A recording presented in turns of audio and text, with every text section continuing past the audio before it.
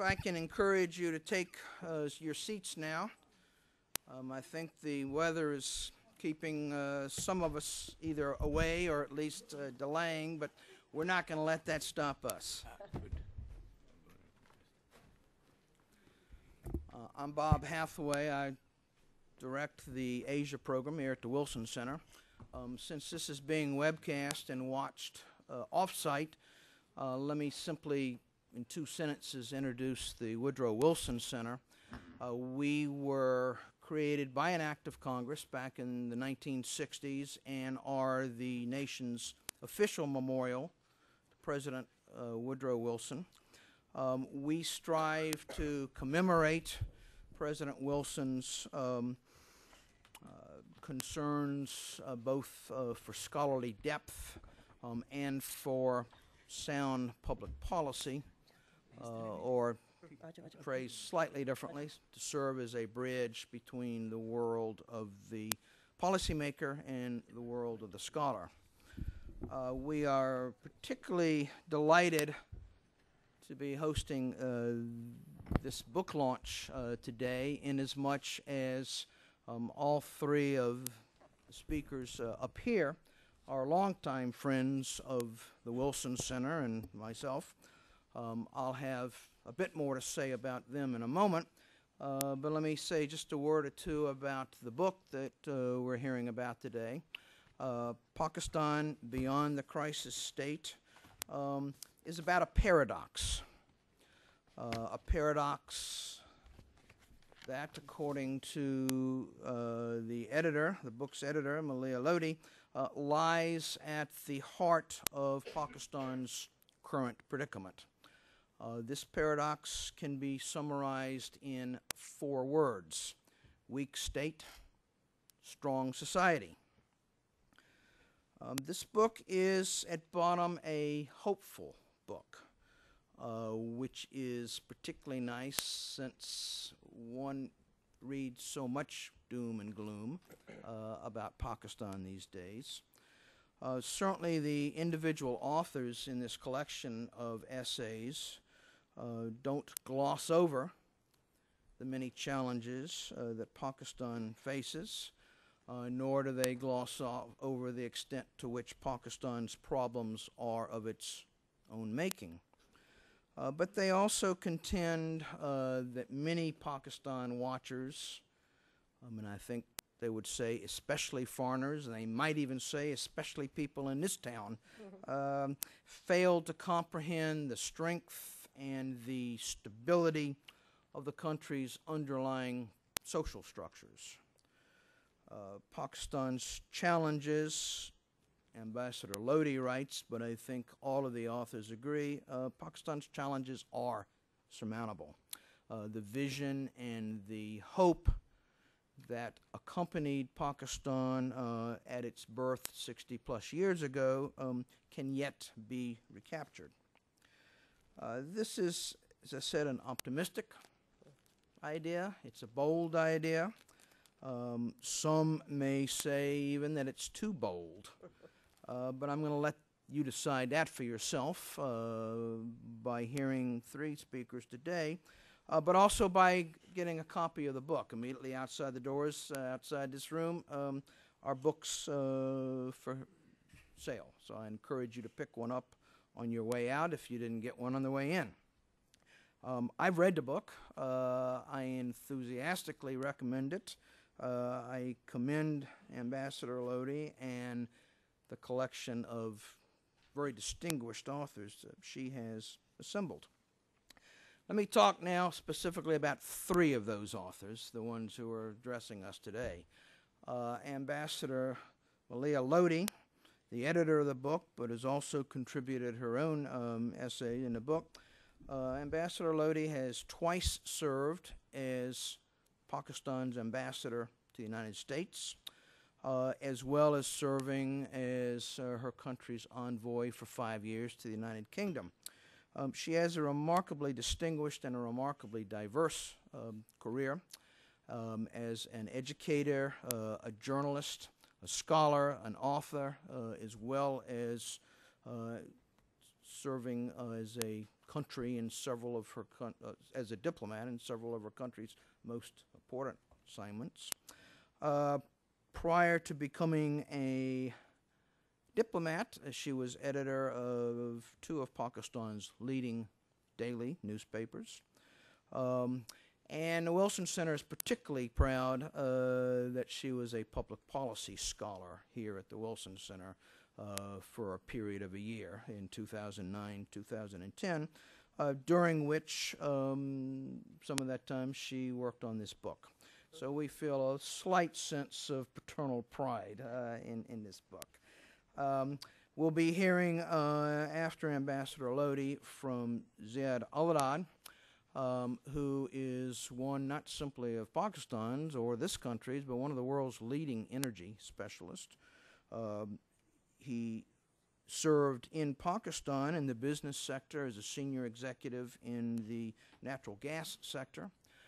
He then had a very distinguished career in the World Bank, more than 25 years of experience, a number of increasingly responsible positions, culminating in his assignment as the Director of Operations for the entire bank. He lived for part of that 25-year career in Turkey, in Romania. He has extensive experience in Russia, in East Africa. He obviously knows a great deal about the energy sector in Pakistan. He's clearly someone that all of us can learn from when we think about energy, as we all do every time we go to the filling station. Following Ziad Alahdad, we will hear from Ziad Haider, who in a period of 2 or 3 or 4 weeks, I guess, is set to pick up not one but 2 different degrees, a master's degree and a law degree. He is in a joint program at Georgetown University's Law Center and the Kennedy School at Harvard. Ziad has had, for one, still early in his career, quite a distinguished career already, including serving as a senior foreign policy aide both in the U.S. Senate and the U.S. House of Representatives. Ziad was also a Fulbright scholar in Malaysia, where he studied Islamic law. I could go on because these are really quite impressive people, but you came to hear them, not me. So I will conclude at this point, except that I want to thank the Fellowship Fund for Pakistan, which is a charitable trust based in Karachi, and whose support over the years has allowed the Wilson Center to do much of its Pakistan programming, and who also supported Ambassador Lodhi during her time as a public policy scholar here. So the Wilson Center and I personally am immensely grateful to the Fellowship Fund for Pakistan. Now, on to the real business at hand. We're going to hear first from Ambassador Lodhi. Thank you, Bob. It's great to be back here at the Wilson Center. Bob has been, as usual, rather modest about himself and his contribution. He was instrumental in guiding me through this process. And he had to, actually he was compelled to go through each and every chapter in this book. He didn't have a choice. I made sure I kept knocking at his door saying, have you read the next one? So thank you, Bob, and thank you to the Fellowship Fund of Pakistan, because without them, this would not have been possible. I think, the reason I really want to talk about 3 things. 1, why the book? 2, what's in it? And 3, my own contribution in this, and what does my chapter have to say about governance and particularly representative politics in Pakistan. So the idea came because a great deal has been written about Pakistan. It's been, for good or for bad, in the spotlight for much too long for much of us. But much of this perspective has come from outsiders. Of course, we welcome that. We like people to be interested in our country. But I think we also felt that Pakistanis themselves needed to discuss their country's strengths and weaknesses and try to change the national discourse in Pakistan itself, because too much emphasis had been put for many years on crisis, problems, dilemmas, difficulties, and too little, in our opinion, on solutions, how to address those challenges, how can we surmount those challenges. So the idea of the book was to offer an all-Pakistan cast, and I'm very humbled by the fact that the people in this book are a galaxy of some of the best minds in Pakistan. Some of them live outside Pakistan, but I know that their hearts reside in Pakistan, and therefore their contribution to this book is something that I'm very grateful for. Two of them are right here, and I'm grateful that they took the time and came today. So this is an attempt to provide an insider's perspective, as it were, and to see how Pakistan's systemic and fundamental challenges can be addressed. So the book brings together scholars, practitioners, and people from different backgrounds. And I like to say that we have amongst these people both pessimists and optimists. I like to sort of describe pessimists as those who have better information, but optimists are the ones who have better judgment. So I think, broadly speaking, what comes through in this book is that better judgment, which is the book, as Bob said, does not shirk or shrink from openly and honestly discussing the country's problems, what brought us to the point that we came. But it's also concerned with focusing on the positives. I think if any of you were to go to Pakistan right now, and I know there was a bomb blast only yesterday in Karachi, but I think if any of you was to go back, you would be stunned to see how a country which just less than a year ago had been struck by the great floods of 2010 has been able to, in a way, bounce back. This is not to say that the whole work of reconstruction and rehabilitation is complete, but it's extraordinary how the people of that country are able to look, in a way, a disaster in the eye. And this was a natural disaster, and we've had many disasters, mostly man-made, not woman-made, but also very few, very few. To look that disaster in the eye and just, in a way, that endurance of spirit, that tenacity of spirit, that resilience is something that we felt in this book was not captured by those who were writing about us. So therefore, I think while we have a diversity of views in this book, I think what binds all the contributors together, and we have people like Ahmed Rashid, Aisha Jalal, Shuja Nawaz, many of whom could not be here today, much as I would have liked them to, Zahid Hussain and others. What binds all of them together is their faith in Pakistan's ability to surmount its various crises, its ability to really come to grips with its problems, and their belief that change can only come from within, that the impetus for change can come from within that country, not from without.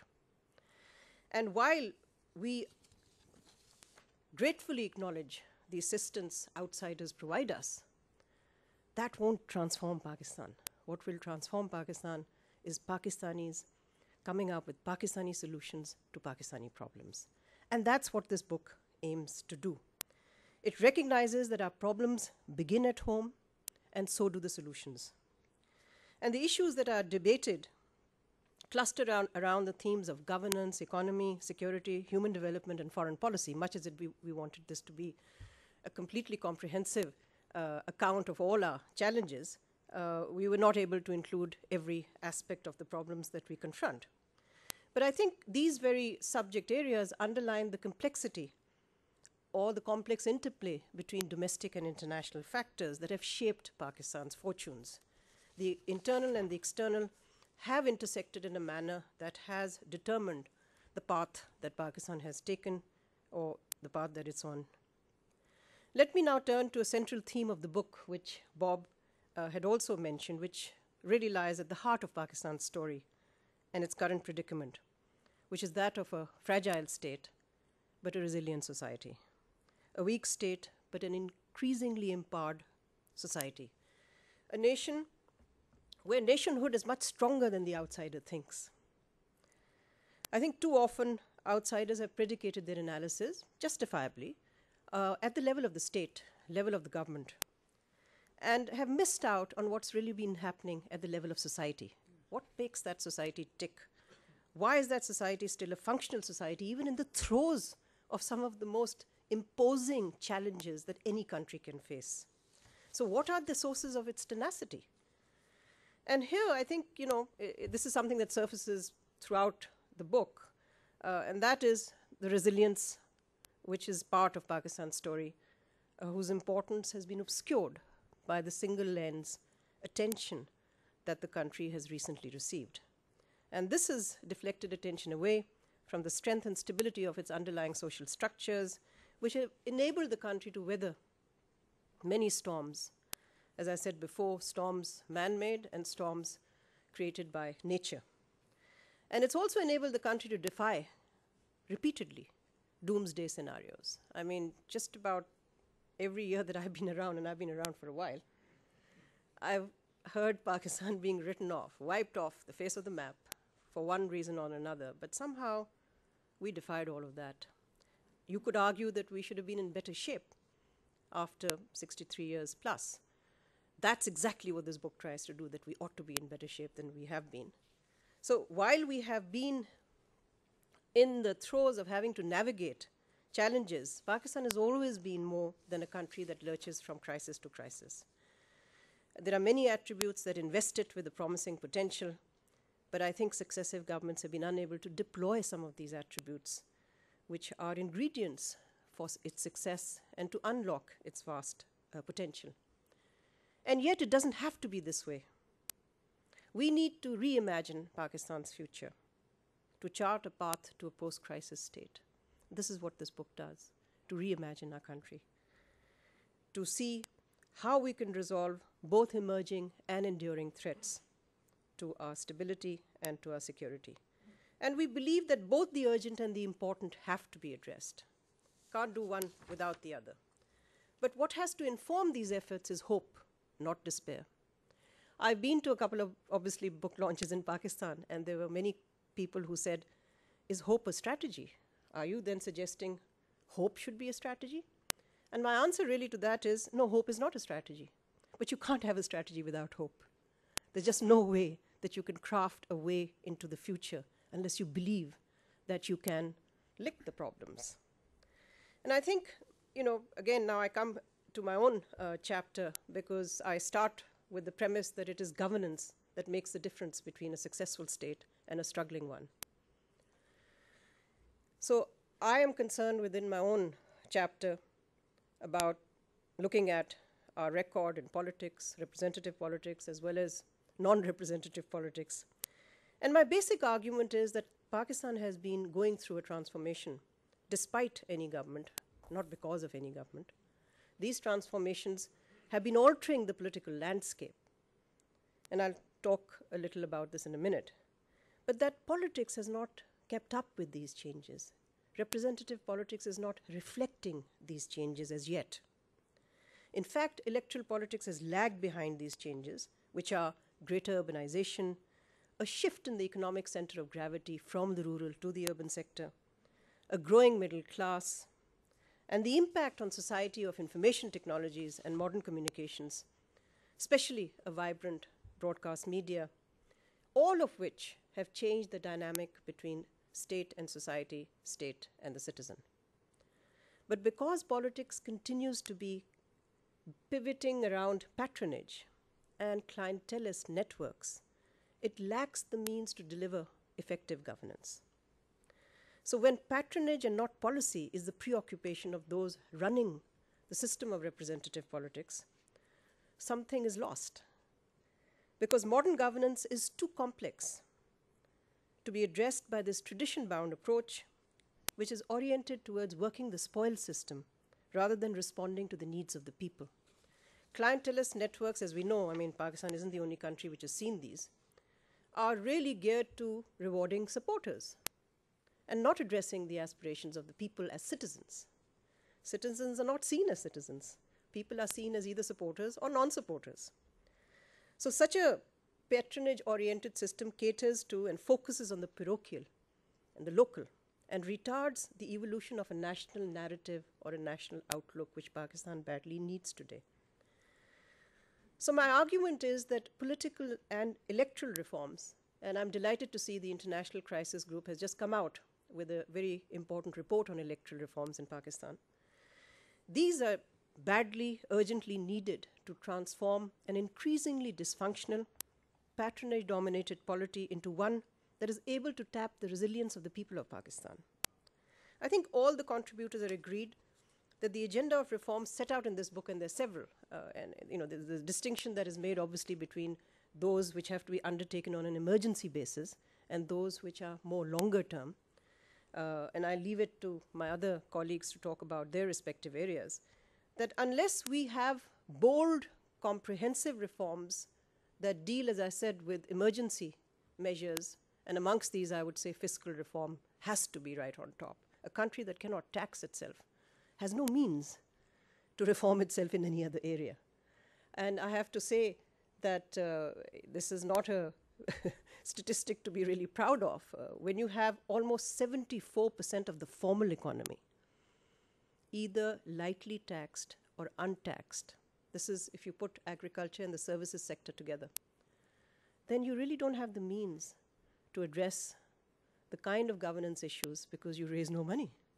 And unless you raise money, you're not able to run any government. And to live on dole-outs or bailouts from overseas is frankly very demeaning for a country and leads actually to resentment. It has quite the opposite effect. It does not lead to gratitude amongst the people. It may lead to gratitude amongst the elites of that country because they are given an alibi not to undertake tax reform. They have the means to avoid that because they think that external inflows will be sufficient to deal or to finance the budget. So I think amongst the emergency actions that have to be taken have to be fiscal reform. Also, other than taxing Pakistan, you have to educate Pakistan. There is no doubt in my mind that the key that unlocks every problem in Pakistan is education. And I think we've had lip service being paid to the desirability of universal primary education, but really neither the resources nor the political will. So at the end of the day, and I'll conclude there, these are only 2 or 3 of the areas where you have to move very quickly. I would simply end by saying that critically, unless there is political will and a leadership that has the vision to reimagine Pakistan, it would be hard to put into practice or to implement many of the recommendations that you find in this book. Thank you. Thank you, Maleeha. We'll hear now from Ziad Alahdad. Thank you very much, Bob, for the introduction, and Maleeha for allowing me to be a part of this project. As you know, I'm very committed to it, and I hope, and that's where hope springs eternal, that the policymakers of Pakistan will also follow suit. In this brief time that I have, I will just give a quick overview of what is in my chapter and relate this to the situation in Pakistan, which Maleeha has in fact described. The book itself, please buy it, will give you a fuller flavor. And by the way, while I say this, yes, we have 2 Ziads here, but please, nobody call us Ziad Senior or Ziad Junior because we won't answer then. Huh? Ziad, let me interrupt just a minute. You asked people to buy it. I would simply point out that Mother's Day is a week from now. This would make a marvelous Mother's Day gift. Thank you, Bob. I second that. Yes, the state of the energy sector is a primary impediment to Pakistan's economic growth. And yes, the sector is in a dire state. And perhaps the most starkly visible effects of this are the 12 to 18-hour brownouts and blackouts. Now that, by the way, is only the visible part of the iceberg. A lot lies below. Now, when I was doing background research for putting this paper together and now engaging in Pakistan's energy sector after a break, there are 4 underlying considerations which came to my mind, and I want to share these with you. First is that it is evident that Pakistan's policy makers have done an excellent job in articulating the objectives of the energy sector. You can't change those words, they're almost perfect. And yet, the sector is in the state it is. So the conclusion I draw from that is, it's not that the policymakers don't know what they're aiming for, but they don't know how to do it. And that's what we need to focus on. The second, that whichever way I approach this sector, there was a universal agreement amongst analysts that policy coordination and the lack of policy planning was a major impediment in this sector. And the fragmentation of the institutions was very apparent. And we just wonder whether those many institutions which are involved in the decision making actually talk to each other. And third, in a time of crisis, it's very tempting for us practitioners who've been in the business for so long to give prescriptive solutions. That's not what I want to do. I think far more important for Pakistan, and indeed for any country, is to build the capacity within the country so that the Pakistanis can make their own informed decisions by themselves. And that's in the spirit in which Maleeha had put this book together. So therefore, capacity building becomes extremely important, and that's at three levels: at the individual level, at the level of the institution, and at the level of the policymakers. Fourth, it is also abundantly clear that the prevailing conditions can be attributed to lost opportunities, to prohibitive delays, to implementation performance, to reform reversals, and a persistent neglect of the poor. And I want to underline the last part, because that in many ways explains the predicament that Pakistan finds itself in. And this is the story of Pakistan's energy sector. And in this respect, the energy sector is symptomatic virtually of all the sectors of the economy. Now, my paper, the paper itself focuses on 4 sets of issues. It's not an issues and options paper. I didn't want that to happen. But I just wanted to bring out the issues to show that if you can introduce or reintroduce integrated energy planning and policy formulation, which in fact was something which Pakistan had done very well in the 1980s, we'd go a long way towards solving these problems that we see. Now, this integrated energy planning, or IEP as I call it for short, is a mechanism which integrates the energy subsector plans with, and policies with the national objectives, and arrives at a set of policies which can be tested for their impact on the economy. As such, it is a 5-stage process, starting with the national plans, assessing the demand for energy, identifying the supply options, building what we call are the energy balances, and finally coming up with a set of policy options which, as I said, can be tested. The heart of the process is this energy balance. It's a very sophisticated technique, and here I want to give the good news.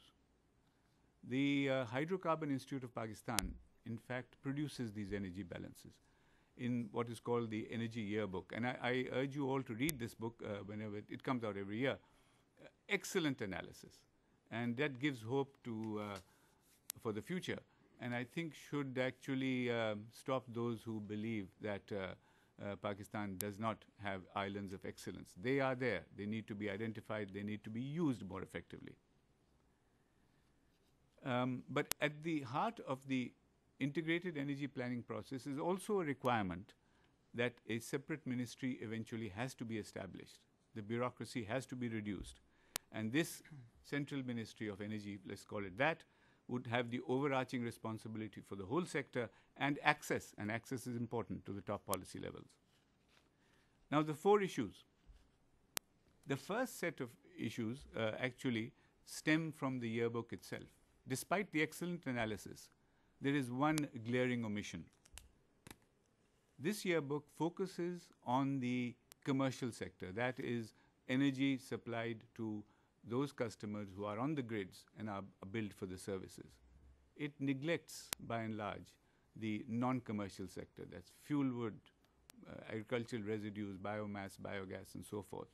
And the most egregious issue connected with this lapse is the fact that more than half the country relies on that source of energy, the non-commercial energy. So we're really neglecting more than half the country. And moreover, half the energy mix, in fact, is from the non-commercial sources. By including this into the integrated energy planning matrix, if you like, policy makers will be forced to consider dramatic shifts in emphasis, and it will immediately put the sector on a long-term and short-term track to success. Now, to some extent, this neglect is understandable. The country often finds itself in a position that it has to jumpstart the economy, and the temptation is go for the commercial sectors, and of course, there is a policy response. You get the growth. But by that very approach, you are neglecting the poor of the country. And eventually, over what I'd call the medium to long term, that neglected part of the population, in fact, stymies growth and eventually drags it down again. And this cycle has been repeated again and again in Pakistan. And it is the story of Pakistan in a way. Short-term crisis response rather than a coordinated longer-term vision in which even the short-term actions are taken within that long-term vision. Now, IEP can clearly prevent this. There's no doubt in my mind. And really, these kinds of short-term policies, we begin to neglect the ecosystems. We neglect the effects of our policies on the incidence of poverty in the country. And I'd like to really put this into a very serious note. Maleeha mentioned the floods of last year. And we must ask ourselves the question, to what extent did the damage caused in the floods, how much of this was attributable to an act of God, and how much did the hand of man play in it? And this is a very serious question, and I think has to be answered for posterity. For the second set of issues, I constructed a model in which I looked at three things together. One, a substantial resource potential. We can discuss how large that actually is. A very prohibitive and expanding deficit over the coming 20 years. And the fact I mentioned earlier that there's 50% of the country, or more than 50%, relies on non-commercial energy. Now, this puts policymakers in a kind of panic. They tend to then welcome all forms of energy and say, go ahead, go ahead, go ahead. Now, obviously, you can't do that. You don't have the funds. Maleeha mentioned the shortage of our fiscal discipline, actually. And this common trap has led to a lot of shortcomings in our energy policy. The integrated approach, again, arrives at an appropriate balance in which you can bring in those things which give you the better returns in the short, medium, and long term. The third set is what I call the cost penalty of producing less than optimal plans. No country actually follows the optimum, and particularly countries like Pakistan, where there's incidence of poverty and there's a lot of pressure from the urban and the rural poor. There will be subsidies.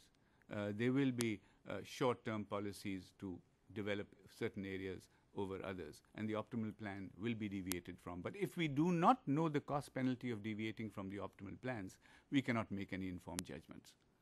And that's really what is happening. Subsidies aren't bad. There's nothing wrong with them, as long as they are targeted, they are affordable, they are means tested, and they, in fact, try to minimize the moral hazard which they could introduce. Integrated energy planning allows this to happen. And in such a case, the advantage of IEP is that it is also a short-term instrument. Maleeha had asked me to introduce into the paper this issue called circular debt.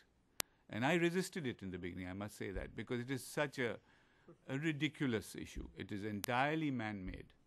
And but I think I bowed to her pressure, and she was quite right about this, because when I researched on this, it really became an issue which has been exaggerated and grown into proportions which I have never seen in any part of the world.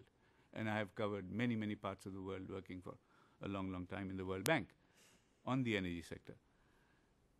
Basically, it's an issue where revenues are insufficient to meet the costs of production. That's what it is. And therefore, there are payment arrears which compound themselves by loans which can't be repaid and so forth. So in the power sector, and there's only one part of the economy, it's the conversion part of the energy sector, you get entities which are the clients, which are the suppliers, of both the input into these companies, that's energy input as well as materials and spare parts and so forth, which find themselves broke. That's what happens. Now, I won't go into the causes and what's propagated this. It's in the book. But I will say one thing, and I'd like to explode this myth. We keep saying, oh, put in more capacity, put in more capacity. Well, here are the figures. I deliberately haven't given you too many figures here because, again, you go to the book for that. The installed capacity for power in Pakistan is about 20,000 megawatts. Our peak demand is 14,500 megawatts. That's a reserve, which is a luxury very few countries have. And yet, because of circular debt and the endemic issues, we are only able to meet about 70% of our peak demand. Bottom line, we are utilizing less than 50% of our installed capacity. So I hope that myth can be laid to rest. The issues themselves, the endemic issues, to my mind, are not being tackled enough. Now, these are difficult problems. They stem from the management of the sector, they stem from operational efficiencies, maintenance efficiency, from corruption, and from tariff collections.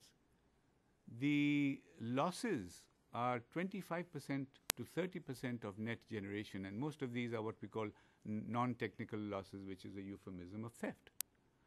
And as far as collection performance is concerned, at any given time, something like 30% of the bills remain uncollected. You can't expect entities to work under those conditions. Now, IEP is not unknown in Pakistan, and I would like to conclude by just bringing that up. In the 80s, as I mentioned in the beginning, this was introduced.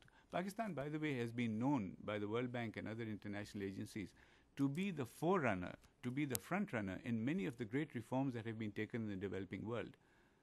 But the rest of the developing world carries on with them. Pakistan seems to drop them. And that's where we really need to step up our, what I'll call the political will. In the early to middle 1980s, the Director General of Energy Resources there was a cell created there to do this work. Immediately after that, it was shifted to the Planning Division, which is a more central location. The administrative orders were issued, the budgets approved, everything was gung-ho, ready to go. And then, also, yes, by the way, the Energy Planning Board or a policy board was established for integration into the national plans. Excellent start, tremendous, you couldn't do better. However, the unraveling was inevitable, and because of lack of follow-through and the lack of instead of bringing in coordinated structures and shrinking the bureaucracy, it actually expanded, and the whole thing unraveled. It's the way you count it, but there must be at least 15 agencies now involved in policy decisions. And as I said earlier, I wonder if they talk to each other. So the conclusion is simple. The answer does lie in introducing integrated energy planning. With it, Pakistan can finally go beyond what needs to be done to how it can be done. The time to act is now, and with political will, this can be done much faster than the pessimists will have us believe. And on that will depend also the country's economic survival. Thank you. Thank you, Ziad. And we'll now hear from, we will not call him the junior Ziad, we'll not call him the other Ziad, we'll simply call him Ziad Haider. Great. Well, thank you very much, Bob, and thank you to the Woodrow Wilson Center for hosting this book launch. And also my congratulations to Maleeha for compiling an excellent volume. I've read it as well, and I did not do it at gunpoint. I read it happily.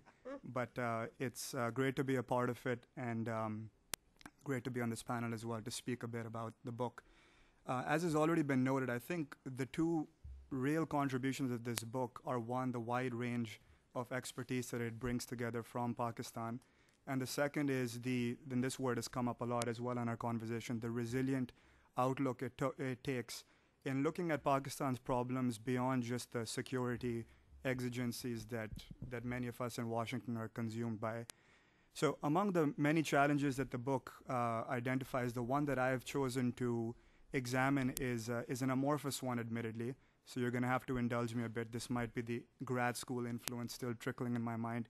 But it deals with this issue of narrative, the role of religion in Pakistan's development and evolution.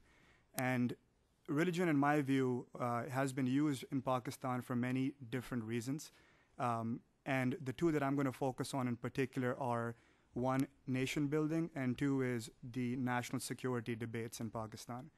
And this is what I call the ideological struggle for Pakistan, and I'm going to expose you briefly to both sides of this debate in about the next few minutes that I have.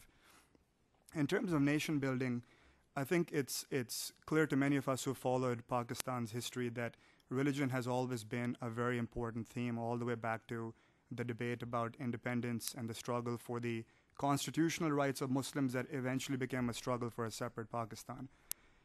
As the many leaders that came through in the early years wrestled with, there was an imperative to create a national identity for a very fractured state.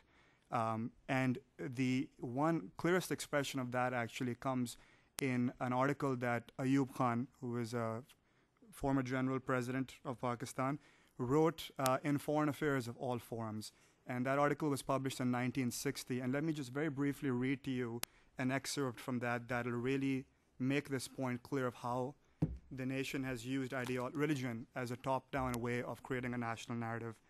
So in his article, Ayub Khan talks about, quote, liberating the basic concept of our ideology from the dust of vagueness. And he goes on to say, in talking about a need for a people to have an ideology, that, quote, they will have tremendous power of cohesion and resistance. Such an ideology with us is obviously Islam. It was on that basis that we fought for and got Pakistan, but having got it, we failed to define the ideology in a simple and understandable form. Well, I would argue that Pakistan subsequently, or at least some elements in Pakistan, did succeed in defining it in a simple and understandable form, but not one that I necessarily agree with. And again, the point is that the goal that these leaders were wrestling with was, how do we unify this nation? How do we bring it together? But the execution was misguided, in my view. So, for example, this has been written a lot about by the education sector. If we look at the history of Pakistan as it was taught, it was less about a product of a Hindu-Muslim heritage, which is the reality of the subcontinent. It was less about, as I mentioned, a struggle post-colonial period for the constitutional rights of Muslims. Instead, it became about this inexorable culmination of Islam's arrival in the subcontinent manifested itself in the form of Pakistan. So we can see this exercise of religion as an ideology to bring a nation together, and the effects of that, obviously, we see today as well. The second, the second way in which religion has been used by the state has very much informed the national security considerations. And again, over here, this is very well known, obviously during the Zia period, but even further back, the state has often used these notions of jihad to bless both conventional forces and proxy as well, and again, rallied the country and rallied against enemies on the basis of religion.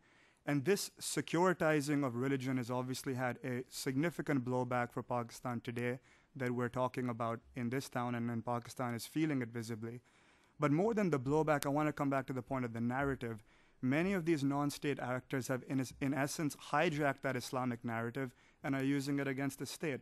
So, for example, there are groups that say that the Pakistani state is in itself un-Islamic and must be attacked before siding with the United States. Or you have groups waving the banner of Islam, saying that it is the antidote to Pakistan's problems, or the weaknesses in governance can only be addressed by becoming a more pure Islamic society.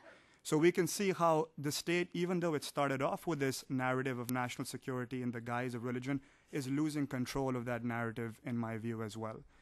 But even as there have been these expressions, there have been many others that almost sort of go towards countering it throughout Pakistan's history.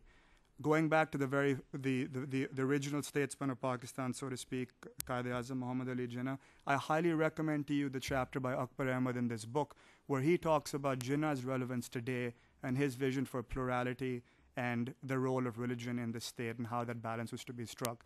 But let me talk briefly about a couple of other points that might not be as well known in this counter-narrative, so to speak. One of the most powerful reports that I think that came out in the sort of the history of Pakistan, and this was in the context of the riots against the Ahmadiyas in 1954, was the Munir report.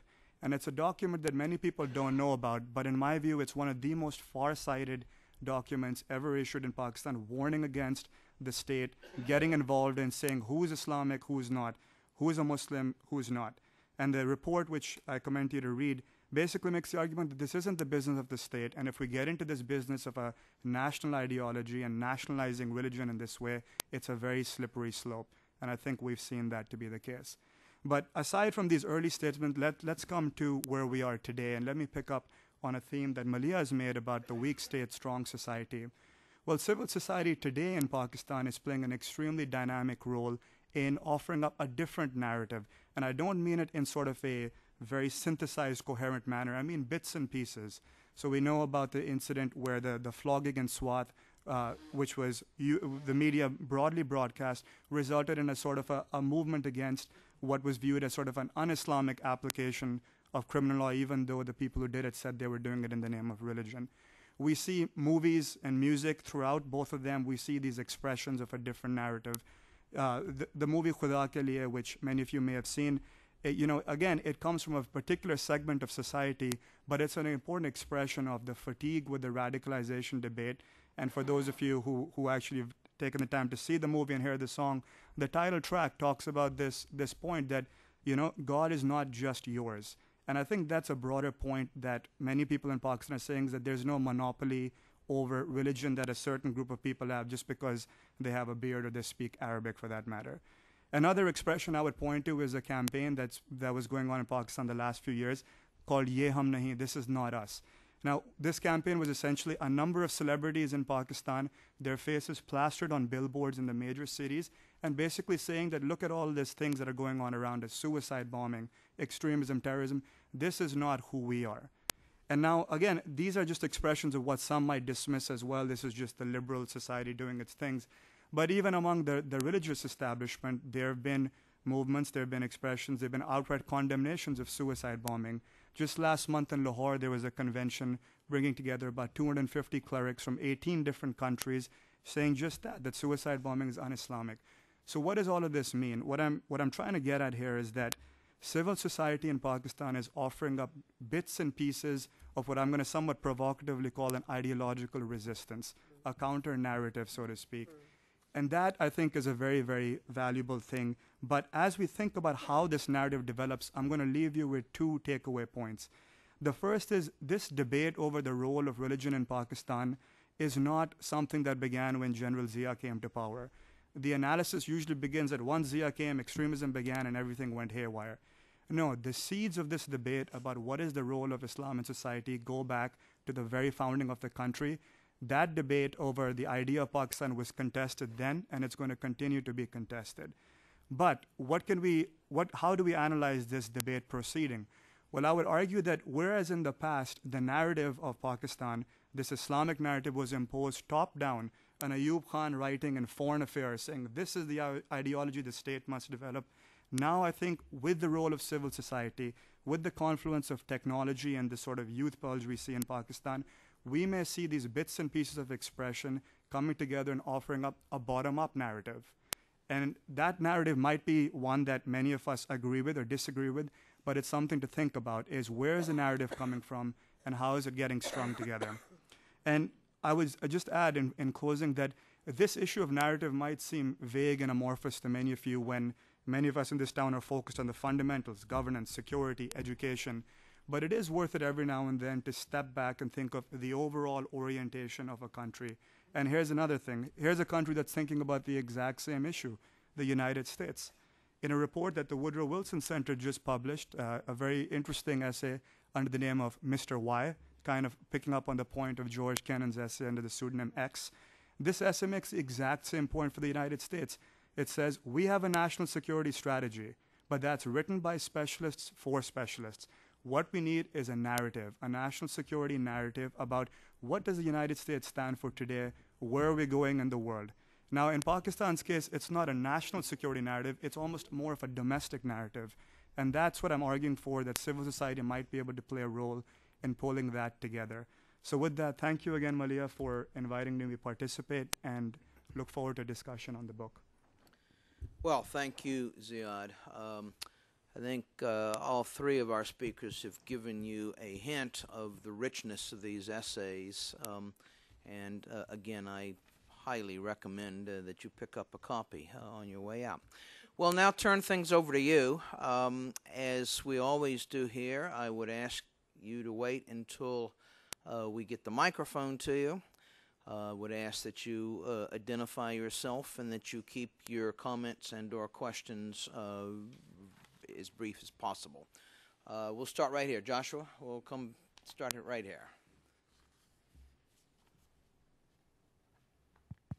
It's on. It's on. Thank you. It is on. Should be on. Yeah, it is Should be on. Yeah. I hope you can hear me. Thank you for the wonderful presentations. And I'm going to. My name is Sadanand Dhume, and I am with the American Enterprise Institute, and I also write a column on South Asia for the Wall Street Journal. Wonderful presentations all, and I'm going to take this opportunity to ask two questions, but I'll keep them both brief. The first is for Ambassador Maleeha Lodhi. And when you were speaking about Pakistani politics and patronage networks and so on, and how this has a terrible effect on governance, I couldn't help but think that you could be speaking about many countries. You could be speaking about India, you could be speaking about Bangladesh, you could be speaking arguably about Thailand. This problem that the educated class in the developing world has with the kinds of politicians democratic politics tends to throw up is not unique to Pakistan. And while I sympathize with the problem, I wonder if you could speak a little bit about how you can be democratic, truly democratic, and step away from the kinds of politicians democracy tends to throw up. So that's the first question. And now my second question is for Ziad Haider, and again, sort of commend you on a wonderful presentation. And this is to the point of civil society. And I agree with you that there's this that there are elements of Pakistani civil society that are pushing back against this tide of Islamism or jihadism, or call it what you like. And many of them are among the bravest people on the subcontinent today. But at the same time, what one sees, for example, after the murder of Governor Salman Taseer, you see 500 people show up for his funeral, and you have 30,000 people on the streets chanting in favor of his assassin, Qadri. And so the question that some of us raise, even though we admire these people in civil society, is to what extent do they matter? And how could we make them matter more? You want to take some more? Thank you. You're absolutely right. Patronage is not unique, nor did Pakistan invent it. And that's the point I make in my chapter, which is that other systems also have strong patronage dimensions. But I think the missing element in Pakistan is weak political institutions. I think some of the instances, India is the case in point. You have stronger institutions in India, so that even if the system is being operated with strong patronage features, there are checks on that system that kick in. Here, except for the fact that now we see changes in Pakistani society, including the role of the broadcast media, which is holding governments to account much more than ever before. I think we are entering a period where there will be greater checks on the exercise of executive power. Now, when you say that, how do we change some of this? One of the points that I'm concerned with is low voter turnout in Pakistan. I think it says something about the health of a democracy if the majority of people don't show up to vote, especially in a country which has had high voter turnout records in the past. So you have to compare it to what you were able to do in the past, and you have the secular decline in voter turnout.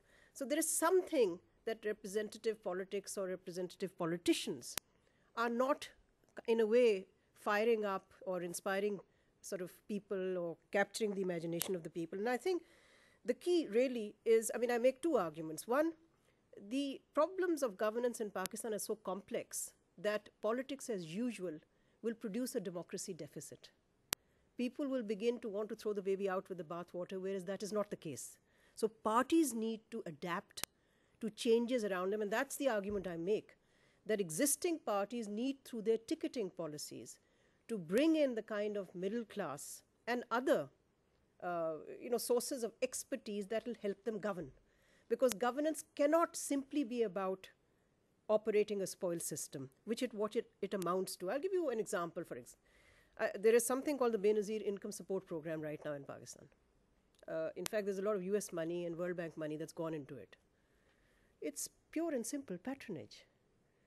It is only given to those who are supporters of the ruling party. Now, I'm not here to either, critique anybody or to not critique, but it's a very good example of, if you have funds available, use it for something more durable. This is a straight cash transfer, creates no income.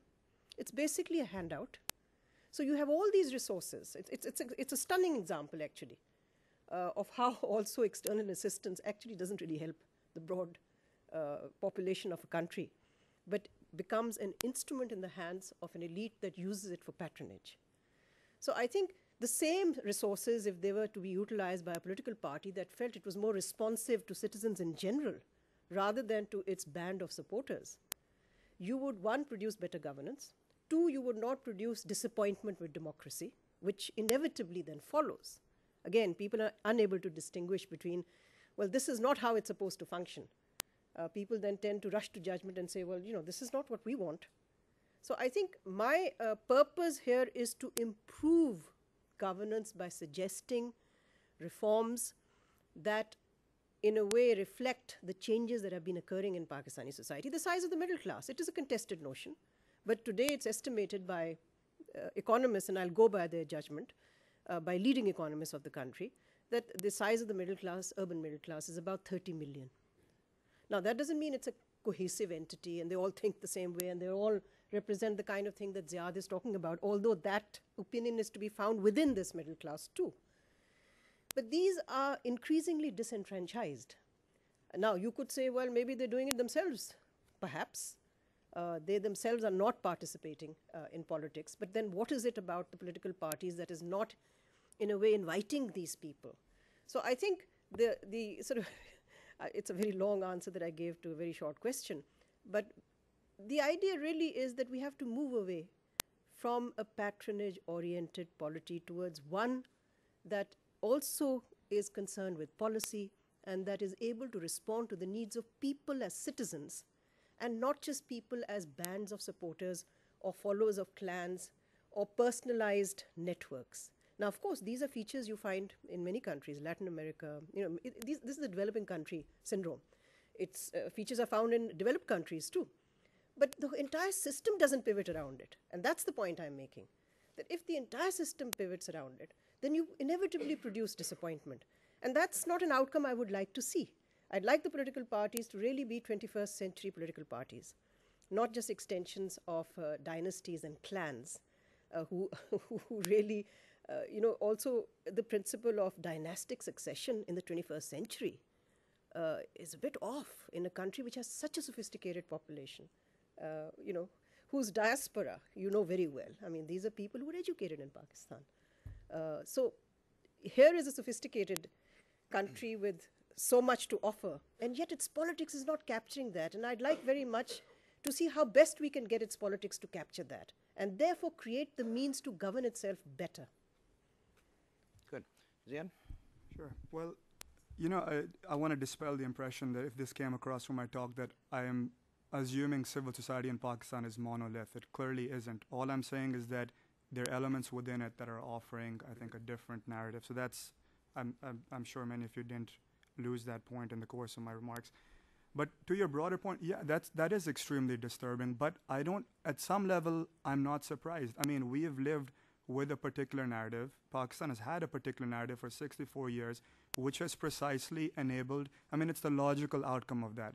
I quoted to you the Munir report in 1954. At that time, the country, there were people in the country who were fearing about this move in terms of saying that so-and-so is not a Muslim, so-and-so is an apostate, and we should dispense with them. That strain has only become more virulent with time. So when we see a reaction like that, yes, it's 64 years of that type of a narrative that leads us to a point like that.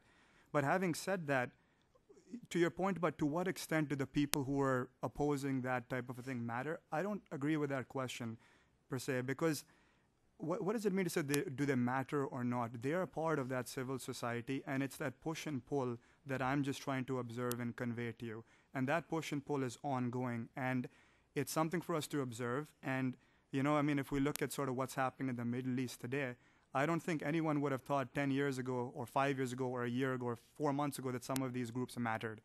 But, they, through their own internal sort of process in Egypt, for example, rose up and now are offering a different vision for their state.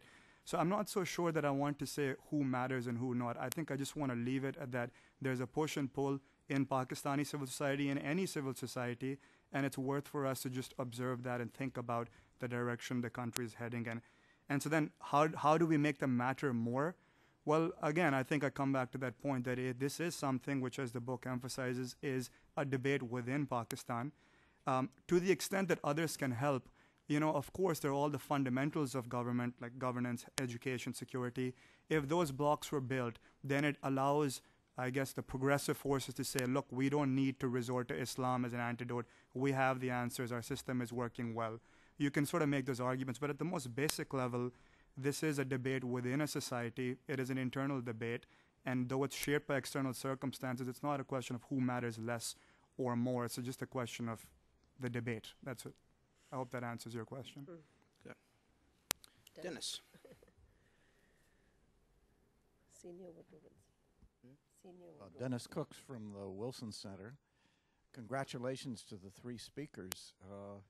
If the book is as good as your presentation, it will make a real contribution to tackling an issue that, well, obviously disturbs all Pakistanis, but disturbs people here in Washington as well.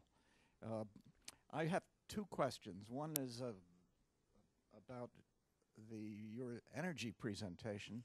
I was stunned by your comment that Pakistan has 20 I get the terms wrong, 20,000 megawatts installed capacity, that the peak demand is 14,000, and that you're only able to produce or to deliver about 10. I wonder if you could elaborate on that just briefly. But a more general question deals with really Maleeha's comments about the political parties and what's the answer to the problem. One is lucky if you look at South Asia. It's sort of special. I know one talks about the developing world and what have you, but here you have a great lab for analysis, because you've got three countries that essentially are branches off the train that have the same background, essentially, and they've gone different ways. And particularly India and Pakistan. But Bangladesh I don't know so well. But if you look at the political process in India, you look at the political process in Pakistan, I'd say there's not a hell of a lot to choose. Well, there is. The Indian parties do or have better. They were stronger. They had stronger roots, et cetera. But the political process, the patronage bit, doesn't strike me as all that different. You look at Bihar, when Lalu was the chief minister, my gosh. You talk to people there, they sound like you're talking to people in Sindh or what have you. They're roughly the same. It got changed. Now there's a better chief minister, and he did get results, which sustains your point. But when you compare India and Pakistan, seems to me there's one major difference. Well, there are other major differences, but one thing that really hits me, and that's the role of the army in politics. The Indian Army, in the Indian Ministry of Defense, how many military officers are there? 0. The Pakistan Ministry of Defense, quite a few, including the secretaries, etc. But the Indian Army, has had no role in politics, 0. The Pakistan Army has had a major role in politics, not just when it's been in power, but when it's out of power. And I'm wondering, it seems to me that one of the things, and certainly in India, the IB collects intelligence just as it did in British days, et cetera, but it doesn't really have a manipulative role. In Pakistan, the ISI does have a manipulative role, It's part of its charter to play a role in Pakistani politics.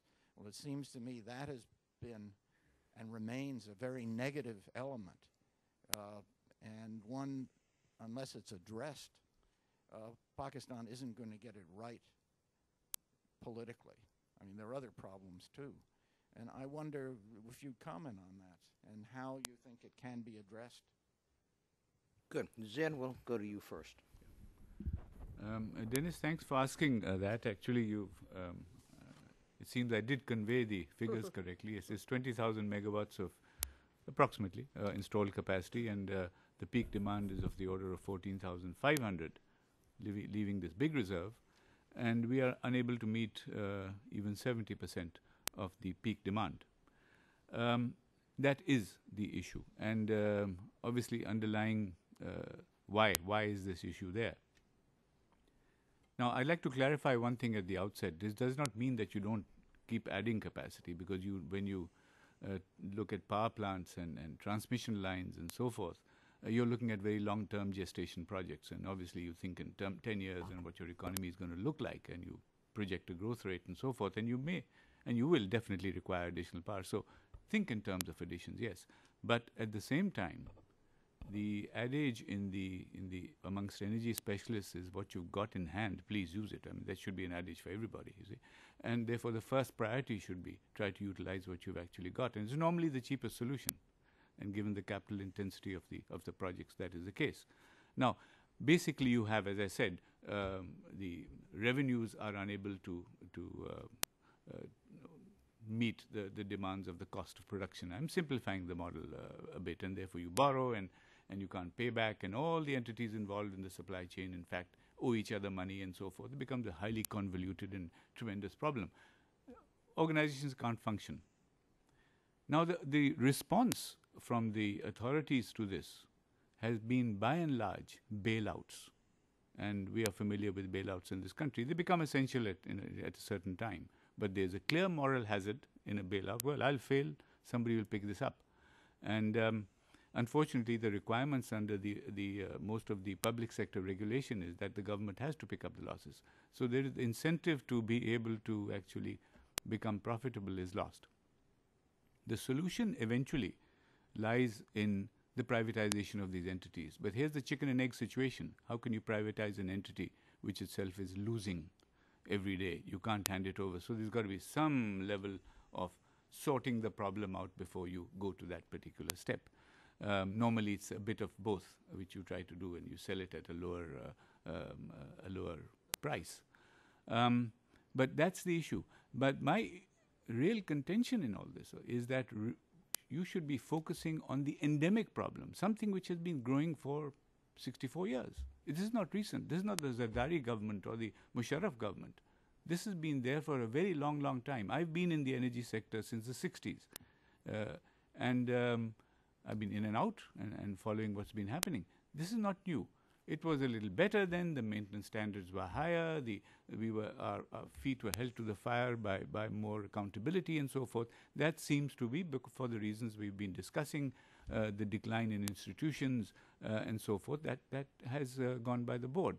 So the immediate focus of any government which comes is, oh God, let's get this problem solved. So they give money, bailouts. That's good money after bad. The endemic problems are there. Very soon the problem will surface again. By the way, the problem is very large. I mean, I hesitate to give figures. I have given a few in the book itself, but in relation to the size of the sector, these are very, very large amounts. And since there's some overlap in their, who owes who, there is also some inaccuracy in these figures. But they are too large for Pakistan's economy, put it this way. So yes, the situation is what it is. I mentioned also the question of theft. I mentioned the question of the non-collection of arrears and so forth. Now, again, these are not endemic problems which will take too long to resolve. In one of my former roles in the World Bank, I was looking after the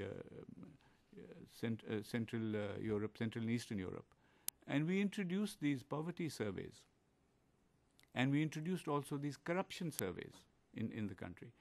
And we came up with the conclusion that not only identifying where these leaks occur, because these leaks can be extremely large. When we are negotiating with the IMF, and the IMF says reduce your fiscal deficit by 0.5% and so forth, and you look at the leaks in the economy due to corruption, my God, they're 100 times that magnitude. So why don't we look at where really this leak is occurring? And of course, you're not going to wipe out corruption. As I've said before, it may be the second oldest profession, but you can certainly reduce it, and you can reduce it very, very substantially by low-cost, no-cost measures. At the interface, put machines, put computers, and so forth. And you'll find, and we had a huge response, that those fiscal deficits certainly vanished in a matter of a few years. So it can be done. And I would say that countries like Pakistan shouldn't say, okay, let's stop everything until we find the big solutions. No, let's do what we can right now. And so at least on the arrears side, on the corruption side, on that can be tackled pretty quickly and more effectively than has been happening. And maybe that will close the deficit for some of these institutions anyway. Anyway, I hope that's a kind of broad answer to your question. Thanks. Maleeha, are you going to tackle the other question? Yes, very quickly. Dennis, you're absolutely right. I think some of the differences that you identified are important. But I don't want to get into really a comparison between India and Pakistan. We know what the obvious differences are: strong institutions, operation of the rule of law, uninterrupted political process. We know all of that. My purpose in really examining how patronage works in a democratic setting, and I in fact argue that even in a non-democratic setting, the military comes in and operates a system very similar. It almost mimics the way representative politics work, because it forges the same alliances and uses the same kind of instruments of patronage to survive in power. My argument is that this does not anymore reflect the aspirations of the people who would like their government to deliver something beyond just distributing some of these goodies to their supporters. And therefore, unless political parties begin to make themselves more relevant, the phenomena of the non-voter will continue to rise in Pakistan, and that will raise questions about the legitimacy of the system. If you have large numbers of people don't show up to vote, whereas they did in the past, that does say something about the extent to which the politicians or the political leaders or the party leaders are able to, as I said, to fire the imagination of the people or to even draw the broad public support. Now, they can still continue to win elections because we have the first past the post system that you do, that India does, that other countries do. So you can come into office on a minority vote. But I don't think, my contention is that none of this is equipping you to govern Pakistan at a time when the issues are so grave and so fundamental and systemic that you need the kind of capacity and expertise that the parties will either have to develop within themselves by making themselves more modern, and also to have an orientation towards policy, because they don't come in thinking about policy. They actually come in thinking about how do we reward our supporters so that we can win the next election. There's nothing wrong with that. It's the excessive preoccupation. I think that's what makes the difference. And the absence of political institutions, the absence until recently of the operation of the rule of law. I mean, democracy without the rule of law is actually, it's besides the point. I mean, there is no democracy if it doesn't operate within the context of the rule of law. So if you have people who feel they're above the law and they can distribute all these goodies, and then the line is very blurred between corruption and patronage. How much of it are you doing to cement your party's support and how much you're doing for self-enrichment? Very blurred, as we've seen. And I think there is a huge public response. And it plays straight into some of the crises that Pakistan confronts today. For example, and I'll end on this note, the inability of successive governments to tax and to create a tax culture rests on what? Rests on the popular perception that the government in power, whoever it may be, whether it comes in a uniform or it comes without a uniform, is unable to tax itself. And therefore, why should we pay tax to a state or the functionaries of the state who don't have an equitable regime, who allow their constituencies to go without paying tax? That's a fact. I mean, take the recent example. I mean, I'll end on this because it's a contemporary example. The general sales tax, which was supposed to have been implemented a year ago. The flood tax, which was only implemented a month ago. This is a tax that people should have been able to give really quite readily, because we also know from other statistics that Pakistan is amongst the most giving nations in the world. Philanthropy is very high in terms of the amounts that Pakistanis give within the country as well as outside the country. So why don't they give to government? Because they don't trust government. So if there's low public trust in government, that obviously affects the ability of that government to raise revenue. And therefore, even something like the flood tax, more people gave to Imran Khan's flood relief effort, and one run by a broadcast media network that I'm associated with, the Geo Network. Then they gave to the Prime Minister's Relief Fund. What does that say? That says that people want to give, they want to be good citizens, there's strong civic spirit, but they simply don't trust the government. And as I said, it's not a government, any government. So unless we square this circle and look at what is it that we need to do to make political leaders more relevant, to make electoral politics more relevant, because increasingly we find that there is almost electoral politics and the general political landscape in the country are going in different directions. Different dynamics seem to be driving electoral politics, and different dynamics are driving the kinds of things that you hear on the media, for example, the issues that concern people, the issues that he's been talking about. I can assure you right now, and Pakistan has already entered, I can tell you that, it's already, election season has started in Pakistan. The last thing any party is thinking that I have seen any evidence of, and correct me, anybody in this audience if I'm wrong, is people sort of saying, okay, now what are the kinds of policies that we have to deal with security and solvency, the twin crisis that Pakistan faces. It's not about that. It's all about alliances and forging the kind of, wheeling and dealing to make sure that they can come up with the kind of votes that got them into power the last time. So there's no policy focus, there's no program, there's no emphasis on any of it's how do we keep our supporters. Now, you're right, this happens everywhere else too. People have to make sure that they get their supporters out. But it goes a little beyond that. People, I think political leaders are also able to see, well, how can we govern this country better so that we have a record that we also take to the broader citizens. Because otherwise, for Pakistan, the one thing that is clear is that no single party, we are in an era of coalition politics in Pakistan, no single party can govern on its own. If it can't govern on its own, then it needs to build the kind of coalitions which have to be cemented by agreement on the policy direction of the country, rather than we'll give you 4 ministries. That's what's happening right now. You take 3 ministries here, 2 offices. Take the public sector corporations. I just want to add to 2 things that Ziad said, and I thank you so much for such an informative presentation. This year alone, this fiscal year, Pakistan would have spent 100 billion rupees on the circular debt, just to keep some of the wheels moving, not to ensure that all the capacity is utilized, just to ensure even the capacity that's delivered. 100 billion rupees, not a small sum of money. If you take the public sector enterprises, which are really the area where patronage is used by all political parties, and whoever's been in government, so again, I would not say this is just confined to civilians. The amount of hemorrhaging that will take place this year is estimated to be $4 billion.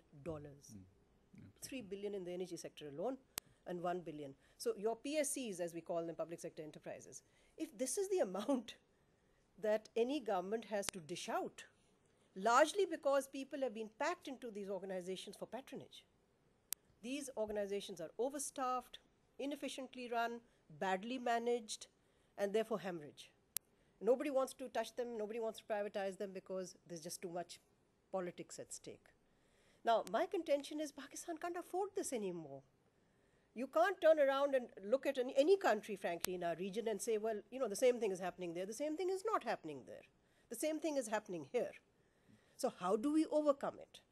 And one of the ways that I propose, and it's by no means the only path out of this, is that we need to get representative politics, representative of the issues that concern citizens today, not the issues that concern those who are going to go get those votes, but the issues that will get Pakistan beyond the crisis state. We're going to squeeze in one last question, even though we're at the end of our time. Matt? You had no foreign policy, which is great. Matt Nelson, one of the fellows at the center here. Two very specific questions, and hopefully very brief.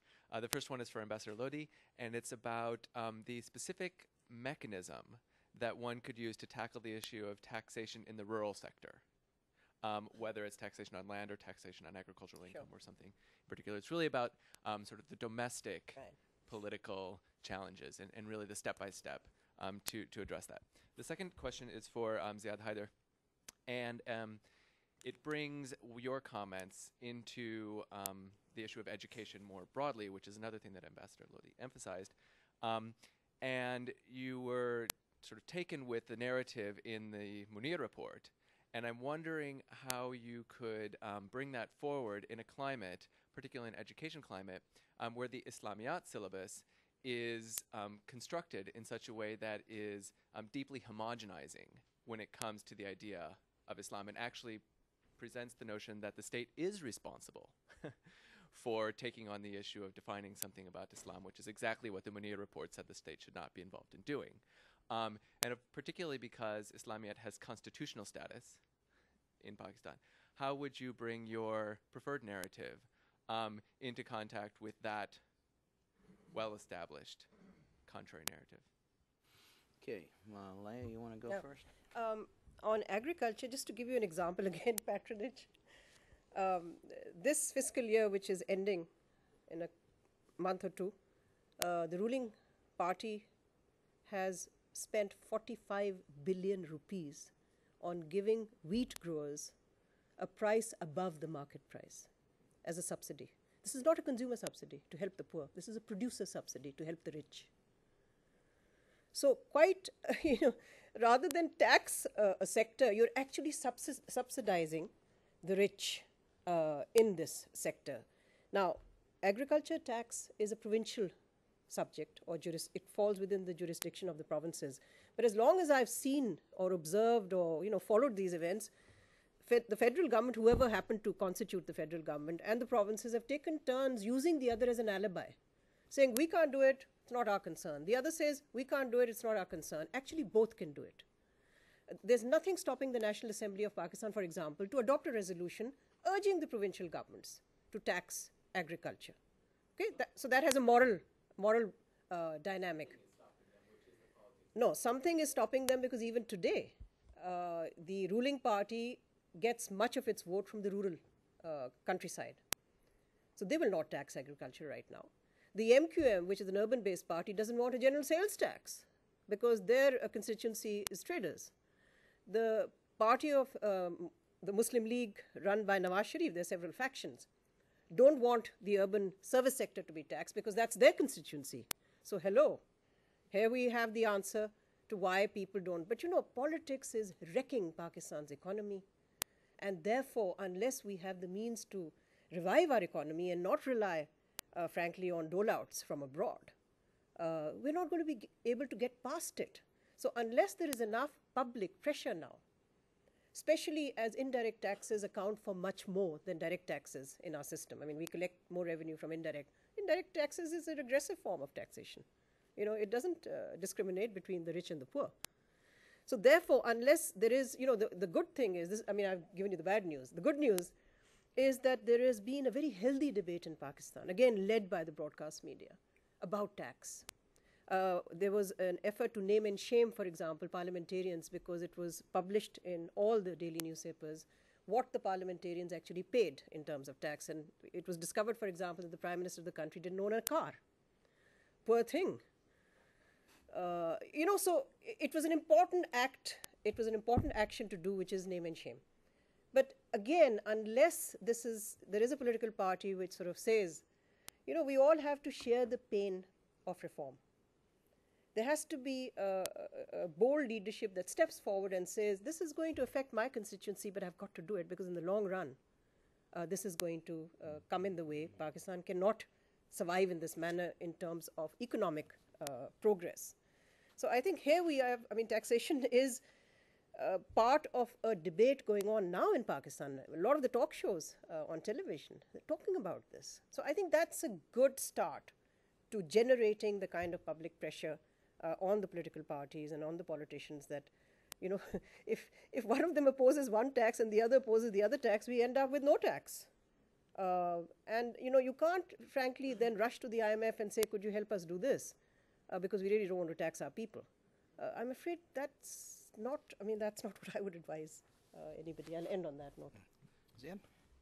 To your point, Matt, very briefly, I think that a more sophisticated response to your question requires an understanding of the education reform debate in Pakistan, and that's not something that I'm as familiar with. But I would just very briefly say that obviously the issue isn't whether or not to teach Islam yet, but how it's being taught.